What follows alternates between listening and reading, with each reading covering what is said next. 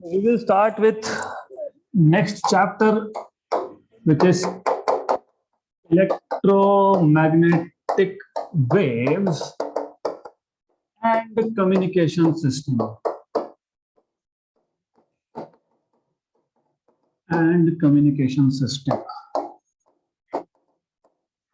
So this is a chapter which is actually very interesting.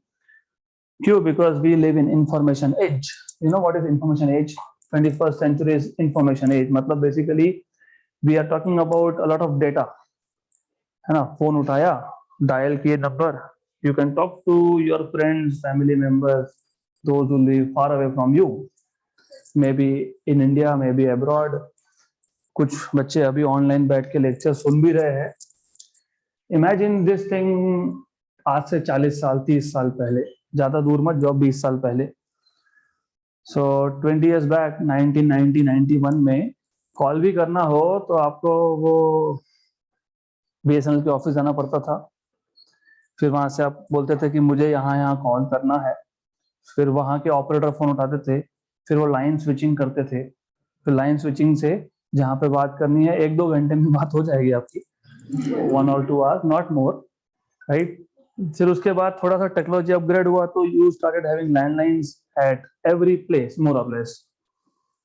Then ऐसा upgradation करते करते पहला टेलीफोन आया, मोबाइल फोन आया.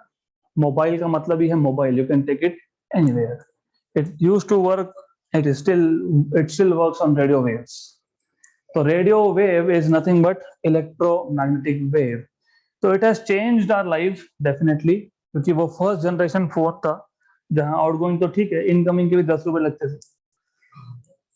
तो अगर कोई ऐसा फोन किया बेमतलब का, कोई करता नहीं था, क्योंकि outgoing was 20 rupees, incoming was 10 rupees.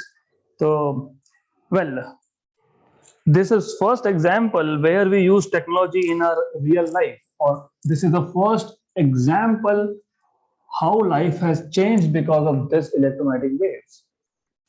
तो इस चैप्टर में हम पहले इन डिटेल देखेंगे कि इलेक्ट्रोमैग्नेटिक वेव्स होता क्या है, उसका पूरा स्पेक्ट्रम देखेंगे. स्पेक्ट्रम मतलब कौन कौन से रीजन है उसमें, जैसे गामा, फिर एक्स, फिर यूवी, फिर विजिबल, फिर इंफ्रा में 3 part, near infrared, mid infrared, far infrared. फिर you have microwaves, then you have radio waves. And interestingly each of the part of the spectrum, electromagnetic spectrum का पूरा अगर आप स्पेक्ट्रम देखोगे, each part of the spectrum has different energy, has different wavelength, has different frequency. उसका production का technique अलग है, उसका यूज अलग है. For example, I will start with gamma radiation. You will learn in 12th standard कि जो gamma radiation है, इसको gamma rays भी बोलते हो, इलेक्ट्रोमैग्नेटिक वेव्स होते हैं. They are generated inside a nucleus. So they are generated inside unstable nucleus. That part is radioactivity. वो 12th में आप सीखोगे, right? Highly energetic, सबसे ज्यादा एनर्जी इसका होता है, और सबसे ज्यादा एनर्जी मतलब सबसे ज्यादा फ्रीक्वेंसी और सबसे कम वेवलेंथ. तो अभी आपको एक चीज और समझनी है. What you should know is what is wavelength. तो wavelength is nothing but distance between two successive crest or two successive trough. मतलब इतना distance is a wavelength basically, right? तो अलग अलग टाइप के वेव्स में डिफरेंस क्या है. जैसे गामा रेडिएशन की बात कर रहा हूं मैं, तो गामा रेस के केस में आपको और एक चीज पता होनी चाहिए, energy is equal to h into frequency, and frequency c by lambda. Energy ज्यादा तो वेवलेंथ कम. मतलब गामा रेडिएशन के केस में wavelength is very very small, extremely small, इसलिए एनर्जी इज वेरी हाई. बाकी की बात करोगे तो उसका वेवलेंथ अलग होगा. मतलब देखो, सिर्फ crest to crest distance change हुआ तो उसका प्रोडक्शन मेथड बदल गया, उसका यूज भी बदल गया. फॉर एग्जांपल, अब गामा रेडिएशन का यूज तो फिलहाल आपको पता नहीं है, and it's little higher physics, तो मैं बात भी नहीं करूंगा उसकी, बाद में देखेंगे वो. Then you have X radiation, Roentgen rays, X क्यों, क्योंकि रॉन्टगन was performing an experiment, तो सडनली उसको कुछ रेडिएशन मिली, उसको पता नहीं था क्या है.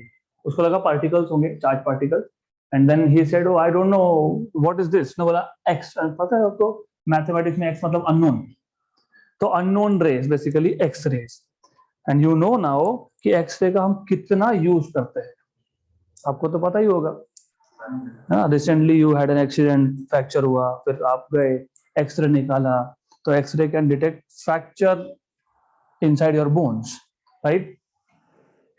Also not only bones but also बड़े बड़े शिप एरोप्लेन की जो बॉडी बनती है ना, even to find out cracks there are two methods, one is by sending sound waves, other is by x rays, क्योंकि ये बहुत रिस्की काम है, अगर एरोप्लेन की किसी भी बॉडी के किसी भी पार्ट में छोटा भी क्रैक रह गया, गए ना, जो भी उसमें गया वो गया, तो that is why it is important, it also has engineering application, you see, एक ही ओनली डिफरेंस, ये दिस इज रियली इंटरेस्टिंग, ये सारे वेव्स एक ही टाइप के हैं, डिफरेंस क्या है, क्रेस्ट टू क्रेस्ट डिस्टेंस, और क्रेस्ट टू क्रेस्ट डिस्टेंस बदलने से एनर्जी बदल गया, फ्रीक्वेंसी चेंज हो गया, उसका प्रोडक्शन टेक्निक चेंज हो गया, उसका यूज भी चेंज हो गया, मेडिकल यूज करते हैं हम लोग। अब ये यू मस्ट बी नोइंग, मैंने एक बार बताया था कि एक्सरे प्रोड्यूस कैसे होता है, I tell you again, what we do is we take a copper target, हम एक कॉपर का टारगेट लेते हैं, मतलब कॉपर का एक शीट लेते हैं, और आपको पता है कॉपर मतलब मेटल है, इसमें अंदर इलेक्ट्रॉन्स है, then you have electrons here in second orbit, third orbit, so on so fourth, मैं एग्जैक्ट नंबर काउंट करके नहीं दिखा रहा हूं, just to tell you. Then what we do is हम इस पे हाईली एनर्जेटिक इलेक्ट्रॉन बीम को बम्बार्ड करते हैं, मतलब कॉपर का टारगेट है, उसके ऊपर हाईली एनर्जेटिक इलेक्ट्रॉन के बीम को बम्बार्ड किया तो कोलिजन होगा, इलेक्ट्रॉन बीम और ऑर्बिट के इलेक्ट्रॉन का कोलिजन होगा, कोलिजन होने से एनर्जी ट्रांसफर होगा, because this is inelastic collision, energy will be transferred from electron in the beam two electron in the orbit, और वो अपनी जगह छोड़ के गया, जगह छोड़ के जाना मतलब होल क्रिएट होना, वैकेंसी क्रिएट होना, यह वैकेंसी को फिल करने के लिए, क्योंकि अनस्टेबल हो गया एटम, स्टेबिलिटी के लिए अंदर दो होने चाहिए इनर मोस्ट में, फिर क्या होगा, ये बाहर का इलेक्ट्रॉन में मेक अ ट्रांजिशन, तो ट्रांजिशन आर ऑकरिंग, कहां पे हो रहा है transition, they are occurring in the inner most orbits, तो जब हायर लेवल से लोअर लेवल पे ट्रांजिशन होता है, X rays are produced, right. Then of course इनका यूज बहुत संभाल के करना पड़ता है, because they are harmful for human cells, right? They are really harmful. You cannot expose every part of your body to this X-rays. जब sir पे लगता है तो आप एक्सरे नहीं निकालने जाते, you do CT scan, है ना, राइट, क्योंकि एक्सरेज गए तो ब्रेन डैमेज हो जाएगा आपका, तो you don't have to use it anywhere. Then next part is ultraviolet, UV. UV का प्रोडक्शन टेक्निक भी इलेक्ट्रॉनिक ट्रांजिशन से ही आता है, सिर्फ इलेक्ट्रॉनिक ट्रांजिशन इनर ऑर्बिट्स पे नहीं है, आउटर ऑर्बिट्स पे है, will not talk about details, ये जरूरी क्यों है, just to understand why electromagnetic waves are so important and how they have changed our lives.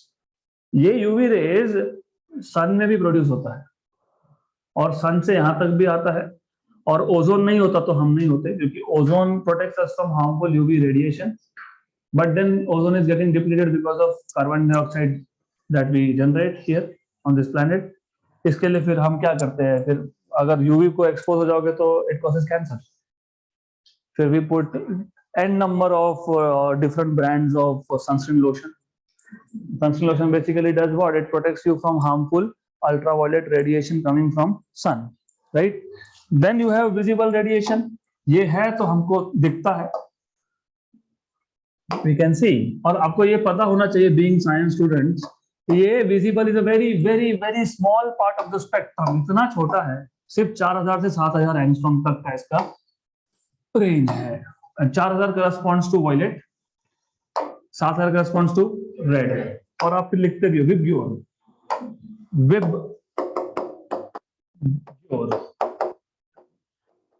Right, VIB B violet, violet से कम अल्ट्रावायलेट, रेड, रेड से ज्यादा इंफ्रारेड, एंड इसके uses बताने का I don't think is any need because you and me, all of us, जो nature को हम देखते हैं, हम अप्रिशिएट करते हैं, we see wow good green colour, it is because we can see green colour ना. अगर आप बैट्स की बात करोगे they don't see green colour, right. उनके या फिर वो ना आउल आउल, राइट. सो अलग अलग animals, they can sense different parts of the spectrum, right? Good. तो then इसके बाद आता है डेफिनेटली ये जो विजिबल पार्ट है स्पेक्ट्रम का, इसको जनरेट करने का मेथड भी इलेक्ट्रॉनिक ट्रांजिशंस है. तो when you have transitions from higher orbit to lower orbit, अभी अभी आपने देखा था सेमीकंडक्टर डिवाइसेस, और मैंने आपको बताया था कि फॉरवर्ड बायसिंग में ये LEDs, light emitting diode, they work under forward bias.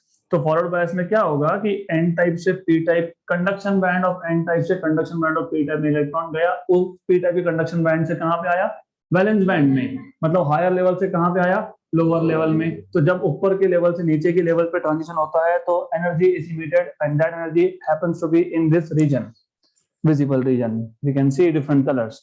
तो आप बैंड गैप एडजस्ट करके you can produce different colors also.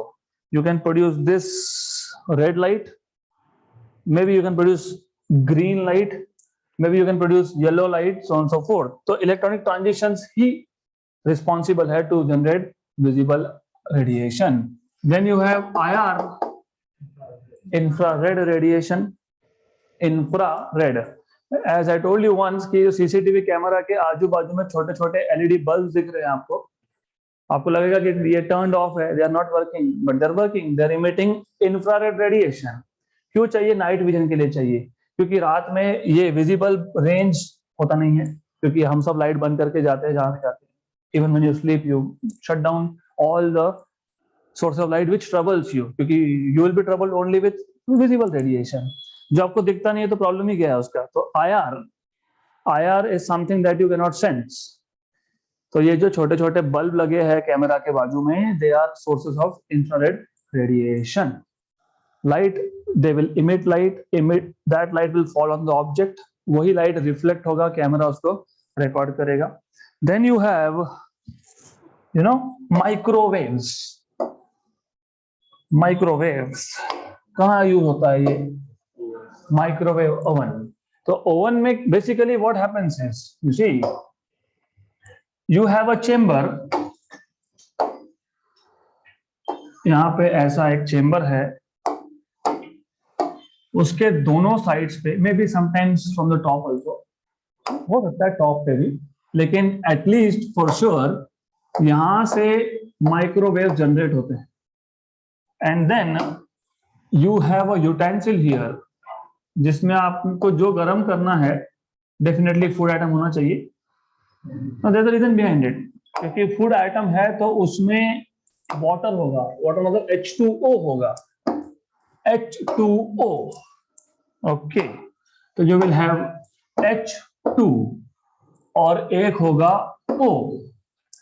तो अगर उस फूड आइटम में H2O अगर हुआ तो ही वो गर्म होगा, नहीं तो गर्म नहीं होगा.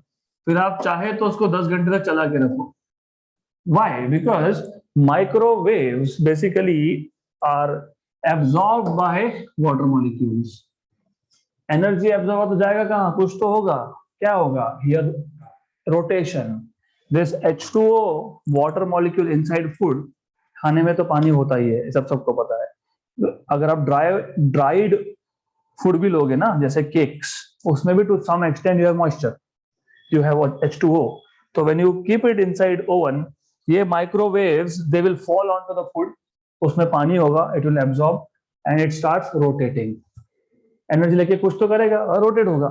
H2 molecule starts rotating and when it rotates, इसके आजू बाजू में बाकी भी तो मॉलिक्यूल्स या एटम्स होंगे. तो while it rotate, it collides with the neighbouring atoms and when it collides it generates heat, क्योंकि फ्रिक्शन होता है due to collision, and due to that heat food is heated up. सिर्फ पानी रखोगे तो बहुत ज्यादा गर्म होगा, उसमें अगर आप maybe you put little milk तो थोड़ा देर से होगा, मतलब देर से मतलब comparatively few more seconds. Right. फिर अगर आपने कोई लिक्विड सब्जी रख दी उसमें विद ग्रेवी, तो it will take more time. जैसे जैसे पानी का कंटेंट कम होगा वैसे वैसे इट टेक्स मोर टाइम। इसके लिए उसके ऊपर लिखा भी होता है, अगर आपको चाय गर्म करनी है तो प्रेस दिस बटन, आपको ये गर्म करना है तो प्रेस दैट बटन, क्योंकि जिसमें पानी का कंटेंट कम होता है उसके लिए ज्यादा टाइम तक आपको चलाना पड़ेगा, राइट। एंड देन ऑब्वियसली आपने शटर ओपन कर दिया तो ऑटोमेटिकली बंद हो जाता है, राइट। होता है ना बंद, ऑटो बंद, कि माइक्रोवेव निकल ही रहे अभी भी नहीं। क्यों ऐसा सेंसर क्यों लगाया उन्होंने? हाथ को क्या होगा? Yes, why? Because your body contains blood. Blood is how many percentage water? 70, 78. Maybe, I don't know. I don't know. I have never studied biology, तो मुझे नहीं पता. But 75% से ज़्यादा है, इतना पता है, right? So that is why the setting is something like कि जैसे ही आपने शटर ओपन किया तो ऑटोमेटिकली बंद होना चाहिए, otherwise your hand will burn, right? Good.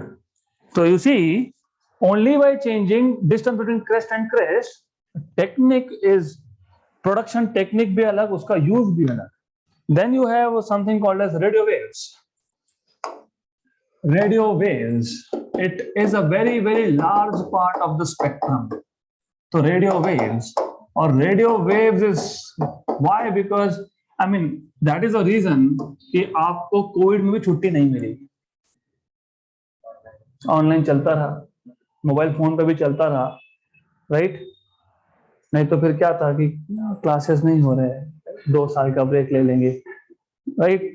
तो because of this, because of science, you get trouble लगे, है ना। तो radio waves are used for telecommunication, communication लिखा भी है इस पे, communication system. Now the question is, definitely इसका प्रोडक्शन टेक्निक अलग है, प्रोडक्शन टेक्निक भी अलग है, यूज भी अलग है। द क्वेश्चन इज कि क्यों रेडियो वेव्स ही यूज करते हैं हम लोग कम्युनिकेशन के लिए? आपके मोबाइल फोन हो, चाहे आपका वो, आप रेडियो को रेडियो क्यों बोलते हो? नो, एफएम एएम को रेडियो क्यों बोलते हो? Use radio waves, right. TV signals, radio waves. Why do we use radio waves? Why don't we use visible? करते तो कितना अच्छा लगता है, मेरे मोबाइल फोन से रेड लाइट निकल रहा है, उस केस में से ग्रीन निकल रहा है, there is a reason behind it. क्यों नहीं करते हम लोग यूज? बिकॉज विजिबल रेडिएशन हमारे एटमॉस्फेयर में जो गैसेस है, they will either absorb or scatter. मेरे फोन से सिग्नल निकला तो, लेकिन रिसीवर तक पहुंचा ही नहीं, right. So that is the reason कि you cannot use, first of all you cannot use visible radiation because there are gases in the atmosphere which will either absorb or scatter visible light, right? X-ray तो बिल्कुल गलती से भी use नहीं करना, brain dead if you use this. UV causes cancer, right? IR का कुछ और ही प्रॉब्लम है। माइक्रोवेव पता है आपको क्या होगा? माइक्रोवेव से क्या होगा? यहाँ पे पानी भी होता है ना इधर, यस। तो it will create a little bit of problem, not little bit, a major problem by the way. तो रेडियो वेव्स भी यूज, क्योंकि हमारे अर्थ के एटमॉस्फेयर में, अर्थ के, बाकी प्लेनेट की बात नहीं कर रहा हूँ, हमारे अर्थ के एटमॉस्फेयर में जो गैसेस है, they do not absorb or scatter radio waves. तो सिग्नल जहां से निकल के जहां जहां था वहां पहुंचता है, neither absorbed nor scattered. That is why you use radio waves for communication. ऐसा ही नहीं है कि कुछ तो यूज करना है कर दिया, it's not like that. So you see, all complete spectrum, right? ये जितने भी रीजन हमने देखे, all of them are electromagnetic waves. तो because they are so useful to us and also so harmful to us at the same time, तो हम लोगों को इसके बारे में पता होना ही चाहिए। तो फर्स्ट ऑफ ऑल, जैसे नाम में है, इसके नाम में ही है इलेक्ट्रो, मतलब इसमें इलेक्ट्रिक फील्ड का कंपोनेंट होगा, मैग्नेटिक मतलब इसमें मैग्नेटिक फील्ड का भी कंपोनेंट होगा। तो you must know how does a electromagnetic wave looks like. तो as you can see in this case, electromagnetic wave में you have a component of electric field. ये एक इलेक्ट्रिक फील्ड है, blue lines, blue lines नहीं, actually they are oscillating electric field. मैं बताऊंगा what do mean by oscillating. तो this is electric field component, and as you can see, और ये single wave है, हम मल्टीपल वेव्स की बात नहीं कर रहे हैं अभी तक, सिंगल एक वेव लिया हमने। और उसमें है एक मैग्नेटिक फील्ड का कंपोनेंट, और what do you see that कि इलेक्ट्रिक फील्ड के कंपोनेंट्स और magnetic field component they are mutually perpendicular to each other, है ना? एज यू कैन सी, दिख तो रहा ही होगा यहां से, ये है आपका मैग्नेटिक फील्ड का component and this is electric field component, and electric field component and magnetic field component, they are perpendicular to each other, they are also perpendicular to direction of propagation, right? तो सबसे पहले तो basics पता होना चाहिए, this is what you need to know. तो now electromagnetic wave, इसका हम, बिकॉज हमको दिख रहा है कि इसमें इलेक्ट्रिक फील्ड भी है, इसमें मैग्नेटिक फील्ड भी है, और oscillating electric and magnetic field है। ऑसिलेटिंग क्या हम बाद में आएंगे, लेकिन द मोमेंट यू से इलेक्ट्रोमैग्नेटिक, इसका मतलब ये हो गया कि इसमें इलेक्ट्रिक फील्ड और मैग्नेटिक फील्ड की बात होने वाली है। तो सबसे पहले you should no, what you should no is, आपको पता होना चाहिए इलेक्ट्रिक फील्ड और मैग्नेटिक फील्ड डिस्क्राइब करने वाले फिजिक्स के बेसिक लॉज कौन कौन से हैं, क्योंकि दोनों कंपोनेंट्स है, इलेक्ट्रिक फील्ड भी है और मैग्नेटिक फील्ड भी है। तो you should no which are the basic laws of physics which describe electric field and magnetic field। एक तो आपको पता ही है कूलम्स लॉ या फिर गॉस लॉ, एक ही चीज है दोनों, राइट? तो आपको याद होगा when you talk about Coulomb's law in electrostatics, the force between two charges is given by 1/4 pi epsilon 0 q1 q2 by r square। अगर दूसरा चार्ज +1 कूलम हुआ, यूनिट पॉजिटिव हुआ, तो इसी फोर्स को आप बोल देते हो इलेक्ट्रिक फील्ड, राइट? तो first basic law that electromagnetic wave में जो इलेक्ट्रिक फील्ड कंपोनेंट है उसका equation is given bye coulomb law या फिर गॉस लॉ। गॉस लॉ से भी यही इक्वेशन आता है, it's the same thing. Gauss law for electrostatics is the same thing, ये इक्वेशन देगा आपको, राइट? तो टोटल 4 लॉज है, 4 लॉज। पहला विच डिस्क्राइब्स इलेक्ट्रिक फील्ड। दूसरा, अगर आपको याद होगा electric dipole, if you remember what is electric dipole, तो इलेक्ट्रिक डाइपोल का जो केस था, you have a positive charge and you have equal negative charge, equal quantity में negative charge है separated by a small distance, जिसको बोलते हो electric dipole.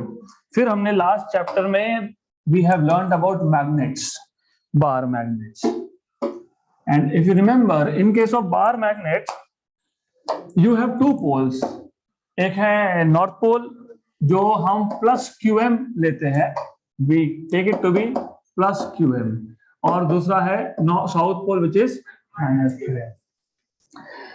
तो इलेक्ट्रिक डाइपोल और मैग्नेटिक डाइपोल में डिफरेंस ये था कि इलेक्ट्रिक मोनोपोल, मोनोपोल मतलब सिंगल चार्ज, डाई मतलब 2, तो इलेक्ट्रिक मोनोपोल कैन एग्जिस्ट, मतलब मेरे पास सिर्फ +q आ सकता है चार्ज, मेरे पास सिर्फ -q भी चार्ज आ सकता है।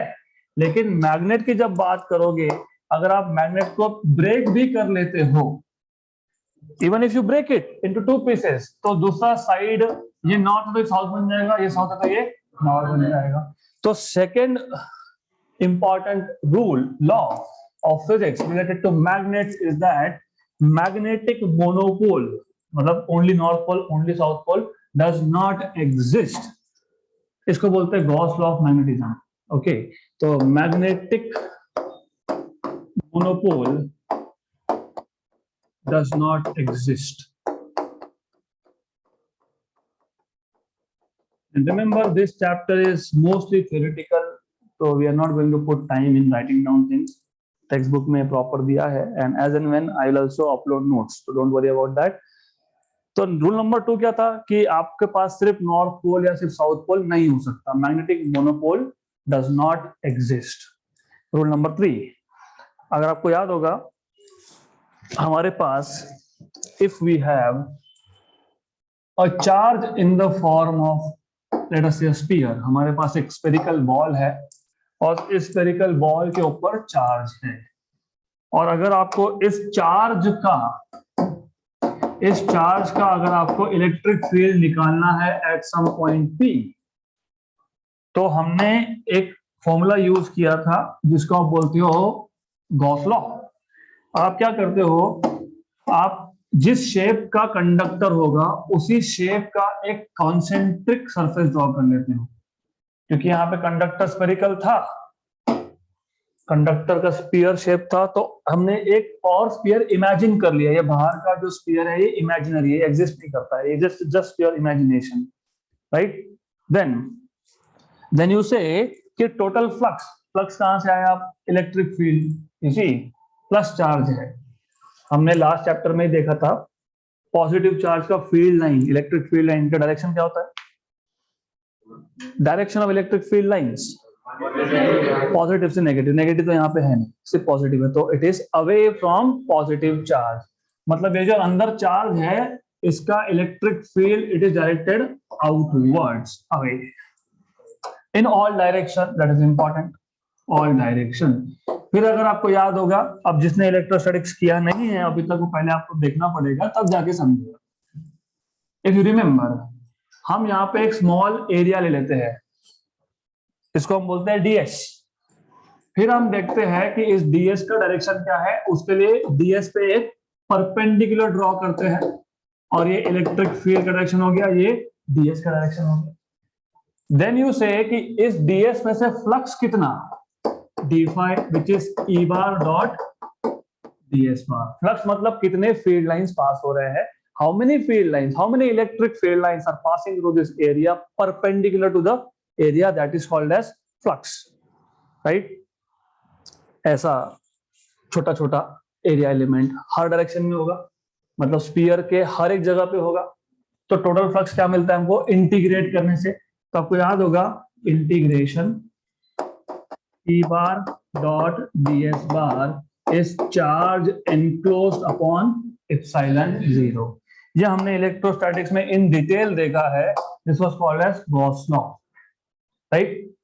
तो पहला जो बेसिक रूल है, लॉ है, it is Coulomb's law, which tells you how to find out force between two charges or tells you how to find out electric field due to a single point charge.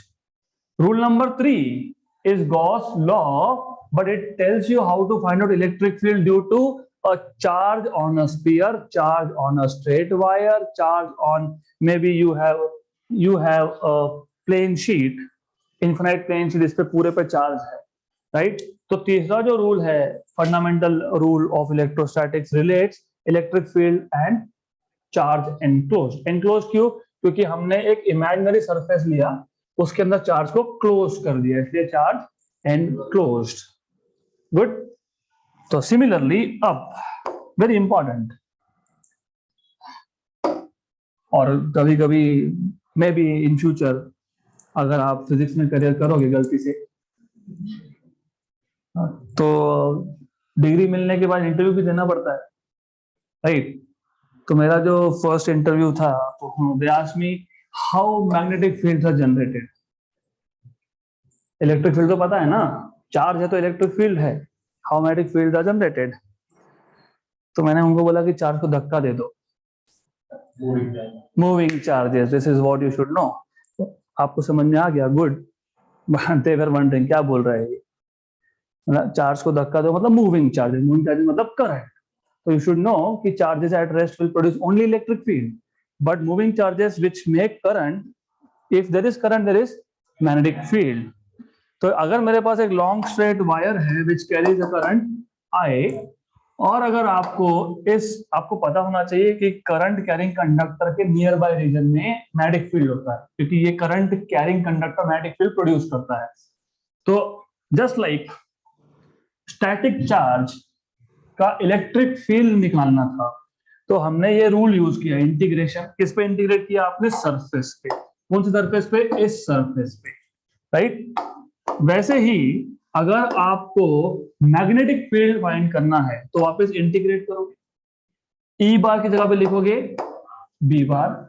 जैसे यहाँ पे आपने charge को enclose करने के लिए surface draw किया था, यहाँ पे करंट को क्लोज करने के लिए आप लूप ड्रॉ करोगे, ये 12th में आप डिटेल में देखने वाले हो, अभी सिर्फ इंट्रोडक्शन है। तो लूप ड्रॉ करोगे। लूप मतलब लाइन जैसा होता है, इसको बोलते हैं लाइन इंटीग्रल, इसको बोलते हैं सरफेस इंटीग्रल।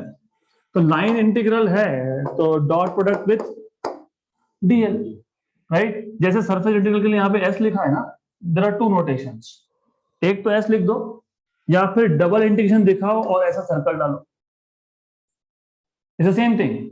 मतलब आप इंटीग्रेट किस पे कर रहे हो, 2 डायमेंशन पे, मतलब किस पे, सरफेस पे, right. I will keep it simple. लेकिन लाइन इंटीग्रल दिखाने के लिए यू पुट अ सर्कल, है इंटीग्रेशन ही सिर्फ किस पे है, एक लूप पे है, इसलिए you put a loop.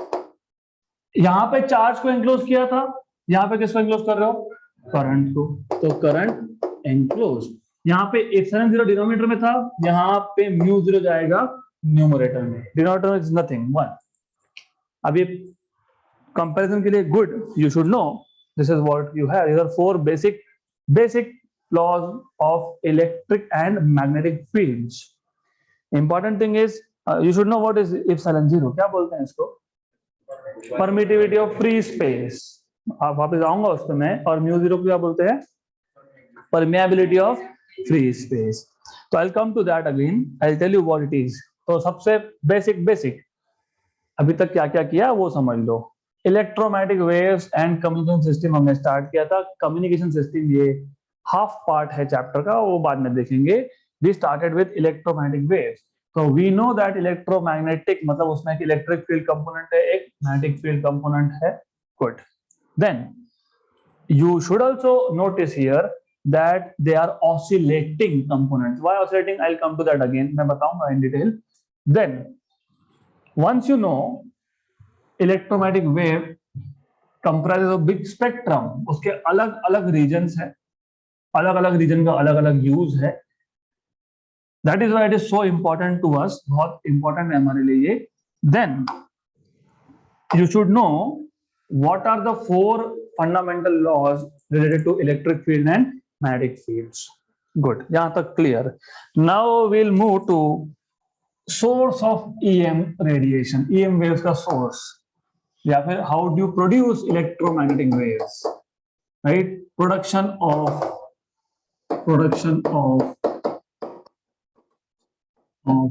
EM waves मैंने अभी अभी आपको बताया, there are different ways of producing. उसमें से सबसे easy is to make a charge move. हमारे पास एक चार्ज है, इस चार्ज को अगर आप सिर्फ ऑसिलेट करवा पाए, why oscillate, I'll tell you that also. देखो ऐसा है कि चार्ज अगर एक्सेलरेटेड होगा, what is acceleration? Change of velocity. तो any accelerated charge produces electromagnetic wave. ऐसा क्यों होता है बता देता हूं। अगर मेरे पास स्टैटिक चार्ज है, for example this is static charge, it will produce only electric field, very good. और मैंने यहाँ बताया था, मैंने 2 बार बोला कि you should notice electric field is also oscillating, है ना, ऑसिलेटिंग। कैसे पता ऑसिलेटिंग है बताओ। पहले 0 था, फिर नेगेटिव मैक्सिमम हुआ, फिर 0 हुआ, फिर पॉजिटिव मैक्सिमम हुआ, फिर 0 हुआ, फिर नेगेटिव मैक्सिमम हुआ, फिर 0 हुआ, फिर पॉजिटिव मैक्सिमम हुआ। इसको ऑसिलेटिंग ही तो बोलते हैं। और and it is a sine wave, इस वेरिएशन को बोलते हैं साइनूसॉइडल वेरिएशन। क्यों? बिकॉज अगर आपको साइन वेव पता है, you know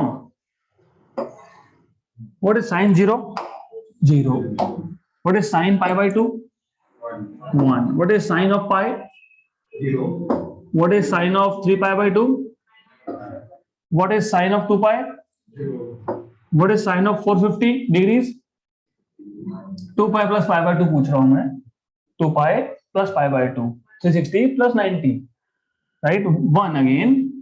And what is sine of 540, मतलब 3 pi 0. So do you see it is going from 0 to maximum, back to 0, back to negative maximum, back to 0 and positive maximum. Oscillating है कि नहीं?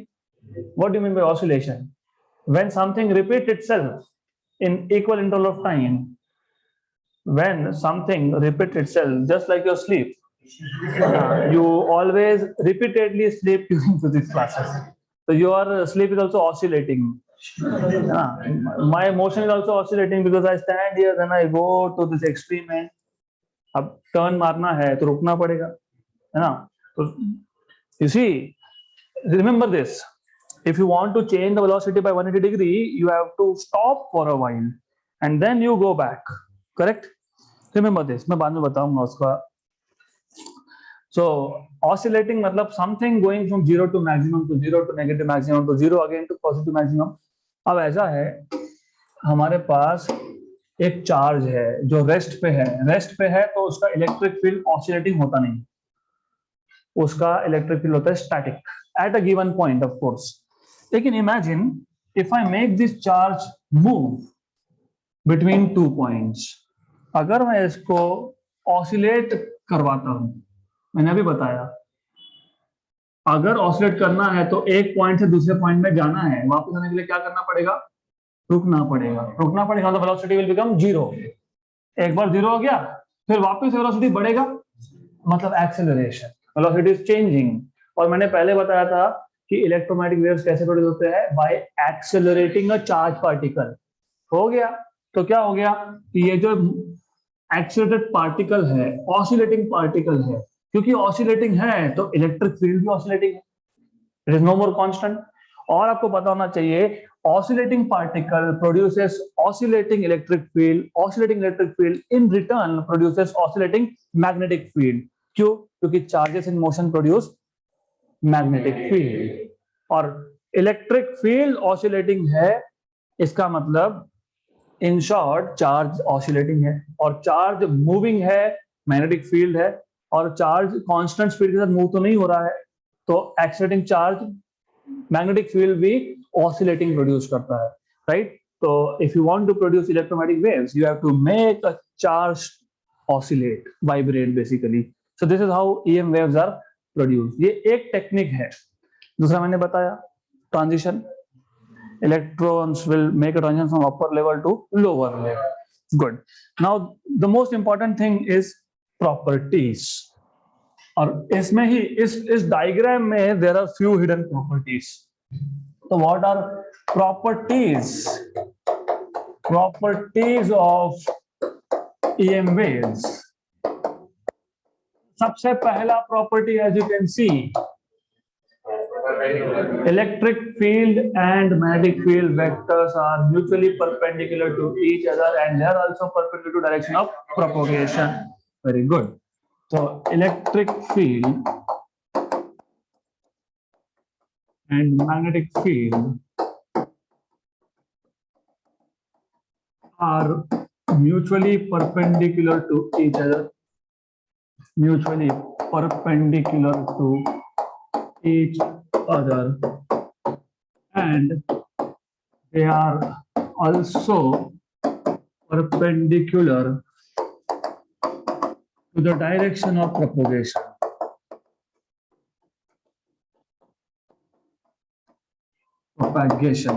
And if you remember chapter number 2 of your course, अगर आपके पास दो vectors हैं a bar and b bar, तो a bar cross b bar is a new vector which is perpendicular to both a bar and b bar.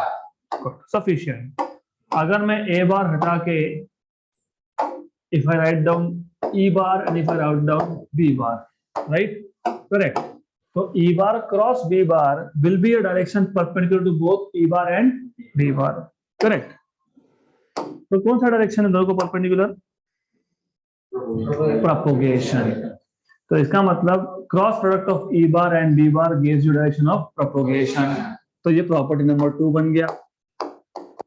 E bar cross B bar gives direction of propagation. Number 3, both electric field vectors and magnetic field vectors are oscillating, है ना? oscillating है. तो ये third property आ गया. both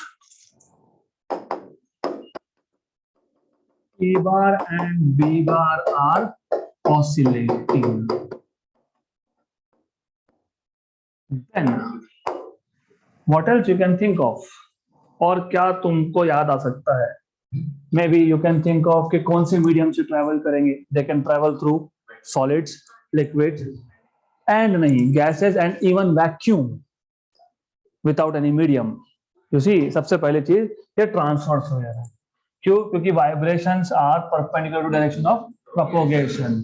अब ऐसा तो फिर ट्रांसवर्स वेव हम एक दीवार पे एक रस्सी बांध देते, इस रस्सी को जर्क देते एक साइड पे और एक वेव बन जाता.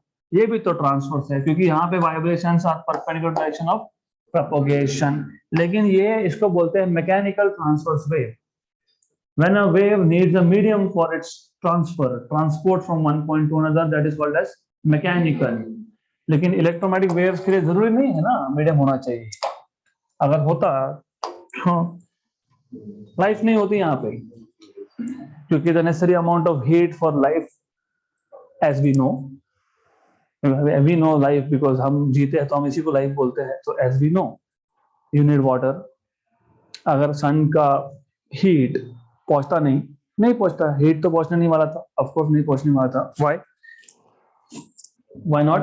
क्योंकि अगर इलेक्ट्रोमैग्नेटिक वेव्स को यू नीड अ मीडियम, सन से अर्थ तक आने के लिए अगर मीडियम लगता तो कभी आता ही नहीं. तो हीट पहुंचता नहीं तो लाइफ के लिए नेसेसरी कंडीशंस यहाँ पे बनते नहीं. सो that is important. You should no that electromagnetic waves, EM waves,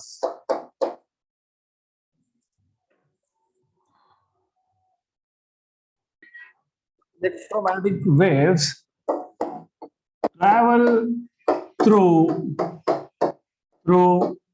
solids, liquids, gases and even vacuum. ठीक है, वैक्यूम की स्पेलिंग करेक्ट कर लेते हैं. Anyways, pardon me for spelling mistake. Physics should be correct, बाकी सब छोड़ दो. Then next property. अभी आपने बात कर ली कि they travel through all this medium and even without medium. तो हर एक मीडियम में स्पीड होगा. What is speed of light in air? कैसे आया? That is a question. कैसे पता लगा? 3 × 10⁸. अब बोला था, बुक में लिखा था तो ठीक है, but you should no speed of light in vacuum, speed of light in air और vacuum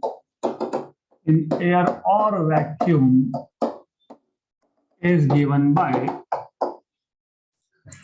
given by C, which is 1/√μ0 into ε0, where you know μ0 is permeability of free space, which is, अगर याद होगा तो 4 × 10⁻⁻7. अभी last chapter में देखा था हमने. और ε0 ऐसा यूनिट्स में है. ε0 is 8.85 × 10⁻11.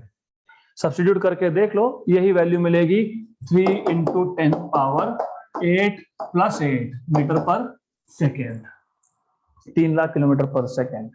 राइट? ऐसा क्यों आया ये formula? You have to derive this, but that is out of scope of syllabus, that is higher level physics, तो उसको छोड़ दो. और speed of light is given by this formula, 1/√μ0 into ε0, right, which is 3 × 10⁸ meter per second. μ0 is called as permeability of free space, ε0 is called as permittivity of free space. तो इसका मतलब क्या होता है?